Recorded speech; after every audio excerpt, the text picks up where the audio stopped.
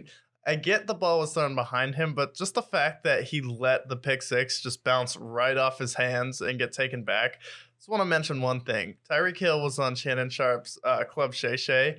He mentioned how last year he said there would be some games last year with the Kansas City Chiefs where he felt like he wouldn't get targeted. Last year was the most targets he'd ever had in his career on the Kansas City Chiefs. And then he said, if they gave me AJ Brown money, I said I would have called it cool.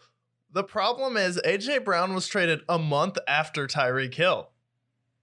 Yeah, that doesn't add up. That doesn't line up at all. He's like, yeah, if you give me AJ Brown money, I'm more than happy to stay. When AJ Brown was traded a month later than Tyreke Hill. So it's kind of like some of what he's saying about why he wanted to leave and why he got traded doesn't add up. It's like, why do you want to leave? Oh, I'd go some games where I got targeted 3 times. You had 189 targets, the most in your career. Also, when he says that he was only targeted 3 times, he played in Kansas City for 5 years. You want to know how many times he was only targeted 3 times or less in that game?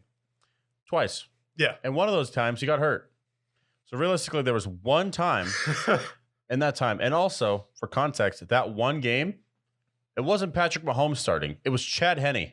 Yeah. So 2 times in your 5-year career in Kansas City, one time Patrick Mahomes gets hurt, nothing you can do about it. No. Actually, one time you get hurt, so there's nothing you can do about it. And the second time, Chad Henne's playing. So you're calling out these 2 particular times, but in both of those instances, there are freak incidents where you get hurt and Patrick Mahomes isn't playing. Yeah. What are we going to do about it? Yeah, it just doesn't add up. I don't understand why he wants to leave. I think he really just wants to leave for the money. I don't know if there was some rift with him going on in Kansas City where they didn't want to pay him and Kansas City thought they could do it without him. But if you're the Kansas City Chiefs, you're kind of stupid to think that you can be the same team without Tyreke Hill, because what made that team dynamic was you can't take away Tyreke Hill and Travis Kelce. One of them's going to get loose. And when you play Cincinnati and they take out Travis Kelce and he doesn't get a catch for the entire first half, and you can just focus all of your attention on him, it's a lot easier to stop the Chiefs, especially because it's not like their defense, it's better this year. It's still not the Bills defense.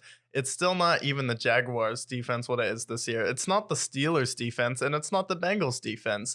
And the Bengals offense is more explosive than yours. They all have better receivers than you, and they have solid tight ends. And then if you want to talk about wide receiver 1 and 2 for the Bills, I would take Gabe Davis and Stephon Diggs over anyone on the Chiefs.